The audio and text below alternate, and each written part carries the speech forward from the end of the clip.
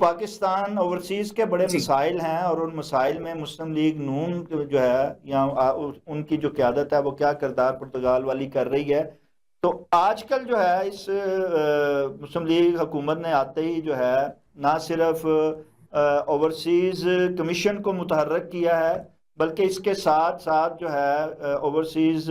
Foundation جس کا آپ ذکر کر رہی تھی سید قمر صاحب کا، ان کو وہ بھی جو ہے ان کو جوائنٹ ایک سسٹم کے تحت چلایا جا رہا ہے اور عوام کے مسائل کو حل کیا جا رہا ہے. آپ کیا سمجھتی ہیں کہ واقعی اوورسیز فاؤنڈیشن اور اوورسیز کمیشن دونوں ہی فعال ہیں اور واقعی جو ہے وہ اوورسیز پاکستانیوں کے مسائل کو حل کرنے کی یہ جو قیادت ہے کوشش کر رہی ہے؟ جی بالکل، انہوں نے جو اتنے اچھے فیصلے کیے ہیں اور آتے ہی حکومت آتے ہی، اور آپ کو جو پتا تھا کہ جو پہلی حکومت نے جو کام کیے ہیں پاکستان کو ڈیفالٹ تک لے کے گئے تھے، اور جو ہماری ینگ جنریشن کا ذہن بدل کے انہوں نے انتشار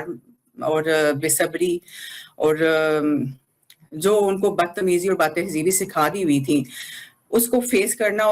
اتنا بڑا چیلنج تھا جو شہباز شریف صاحب تشریف لائے، اور انہوں نے ابھی تک جو آج تک محنت کر رہے ہیں. میں تو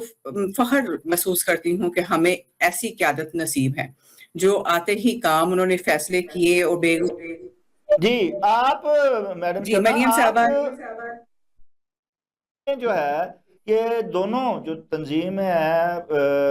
اپنا اوورسیز فاؤنڈیشن اور اوورسیز کمیشن، آپ کو اس میں کیوں نہیں کوئی عہدہ دیا گیا؟ جب آپ پرتگال میں اتنی متحرک ہیں تو کیا آپ کو کوئی عہدہ نہیں ملا اس کا؟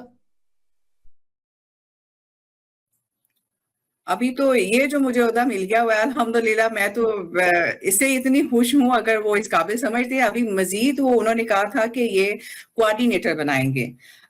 اور یہ اس میں نام گئے ہوئے ہیں ہمارے جو یہاں پہ اوورسیز میں جو یورپ سے لے کے امریکہ سے لے کے جتنی بھی اچھے اور اعلیٰ عہدیدار ہیں جو آپ اچھا کام کرتے ہوئے نظر آ رہے ہیں، ان کے انہوں نے نام لسٹیں تو بنائی ہوئی ہیں. تو دیکھیں